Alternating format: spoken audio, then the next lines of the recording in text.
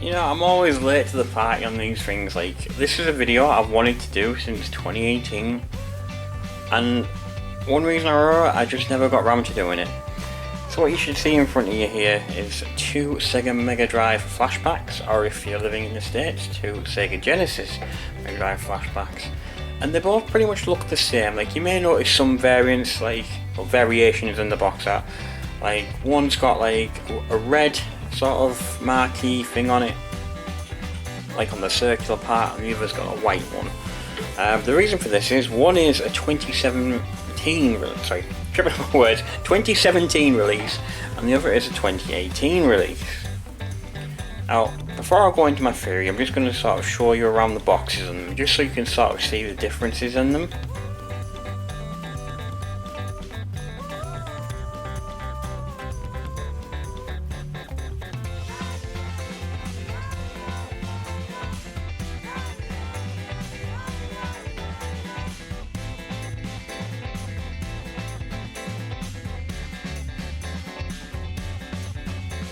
Here's like the games that are on there that come pre-built in. I also want to add both of these are hackable, and I have hacked both of them. One of them I don't use, which is the 2017 version, and I'll get into why I don't use that version anymore a bit later on in the video. But I actually use the 2018 version quite regularly. In fact, I very often stream games over on Twitch from the 2018 release. So that box there, that's the 2018 version, and that's the one I'm recommending. If you want to get one of these products, this is the one you want to look out for. I think it's the same for both regions, it's the white version, but as long as it's got the other text on the box, that's the important stuff.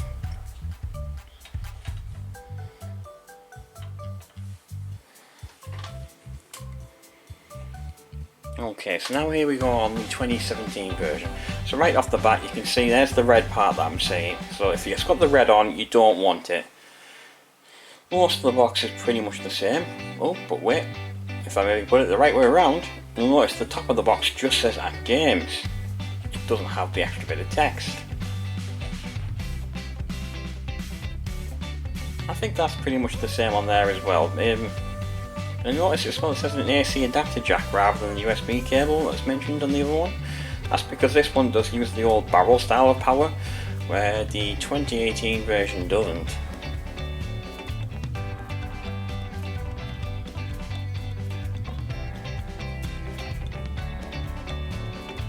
So that's the boxes looked at, and as you can really see, it is the exact same games on both versions. Right, I apologise in advance because my consoles are going to be a bit dusty because I've had them for some time now. So we'll first of all start off by looking at the 2017 version. So this is the 2017 one. As you see, it's got the red one. I'll just show you around. It's got two original controller ports. Nothing really on the side. We've got the barrel jack as I mentioned, and the HDMI port out. And again, nothing else on the side. It does have a genuine working cartridge slot, which I've always thought was pretty cool about games, that even on the terrible releases they've had the cartridge slot.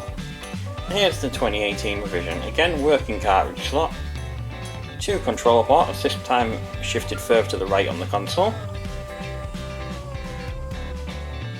We've got a HDMI port, and this time a USB power type. Unfortunately it's not USB-C, this was before that was the sort of norm, but as you can see on the side there's an SD card slot. And I've actually got a 32GB version there. Now I've also got ROMs installed on that SD card, and that's varies from Sega CD, Mega CD, Mega Drive, is that Mega CD? Mega CD, Game Gear, and Master System. So that's what I've got stored on that card itself.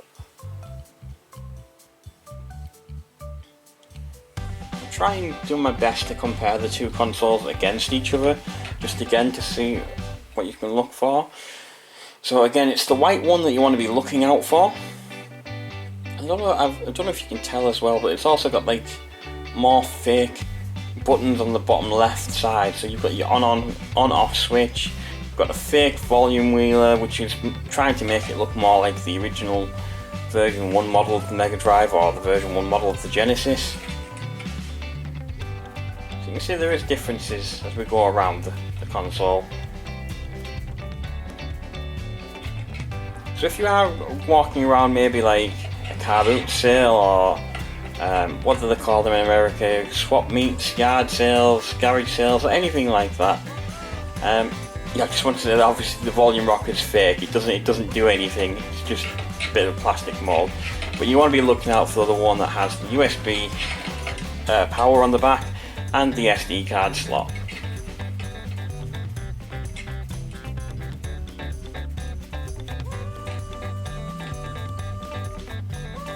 Again, I'm so sorry for how dusty my consoles are. I've had them for years now. Just a fair warning, this next part of the video I'm reading from a script. I'll try to go off it where I can, because I don't just like reading, I like to just be giving you the knowledge off my top of my head. So a brief bit of history. Sega wanted in on the nostalgia market that Nintendo created with the NES or NES Classic, and they had previous success, to some degree anyway, with AtGames. So I'm just going to, like I said, off the top of my head here, I'd say since the early 2010s, maybe even longer, AtGames have been selling licensed Sega consoles, very similar to the tech toy releases that were over in Brazil. If I can be honest, these releases have been terrible. There has been wave of handhelds, normally with an SD card slot which indicated Megadrive version, so you could dump all Megadrive or Genesis ROMs on there.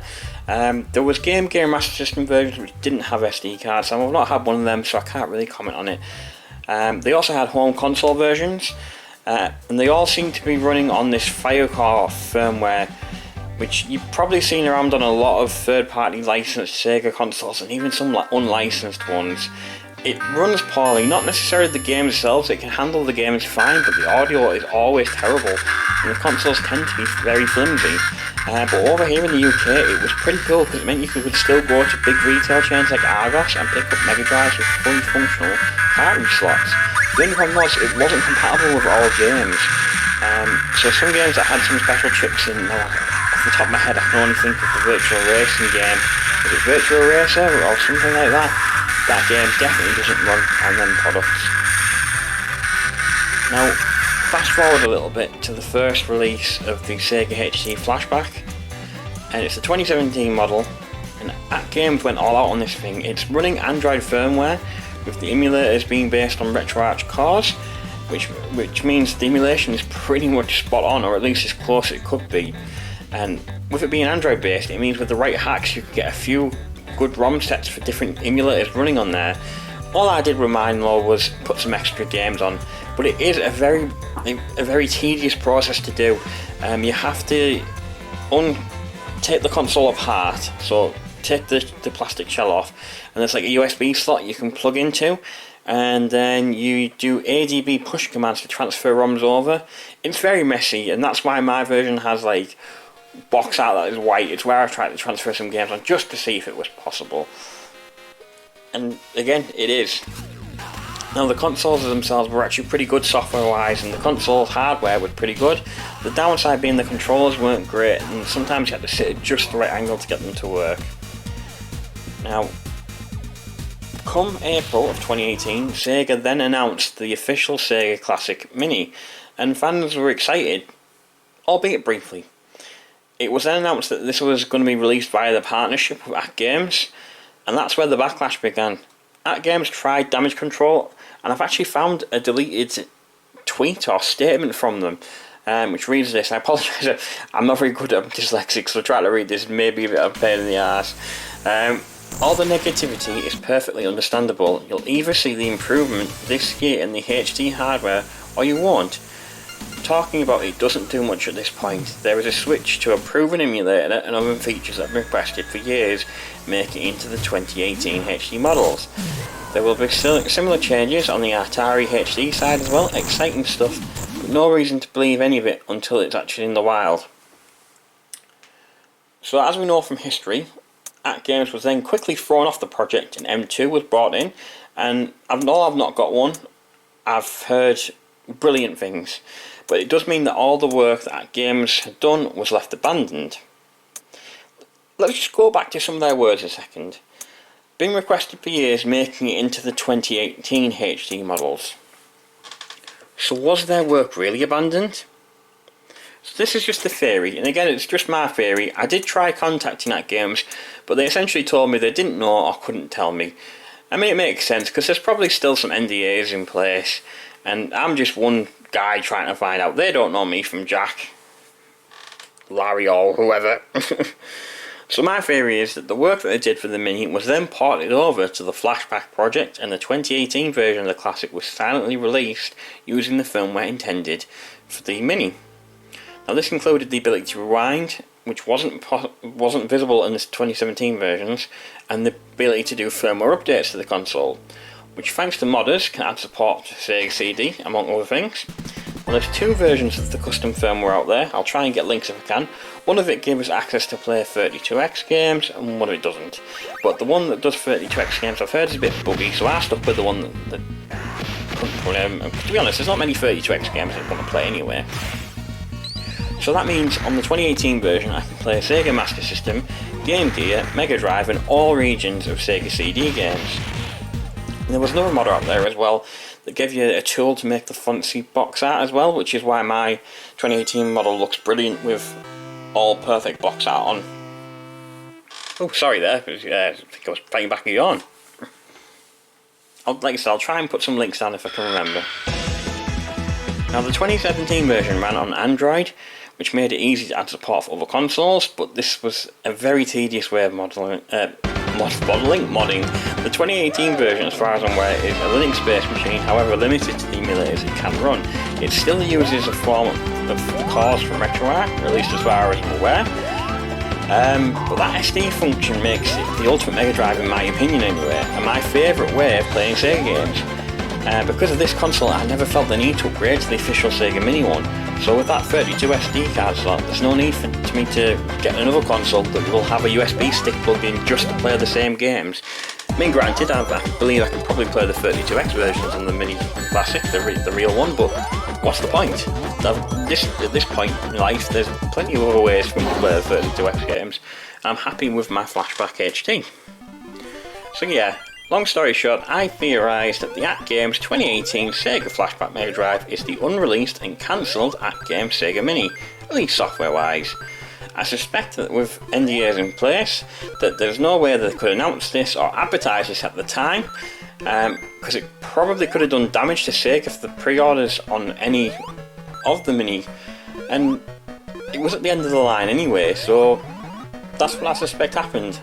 I'm sorry this video has turned out to be a bit longer than I expected. I hope you have enjoyed it, or at least taken maybe my opinion on board. Maybe you believe the same, maybe you've got your own theories. Let me know. Like, subscribe, all that kind of jazz, and thanks for watching. Bye.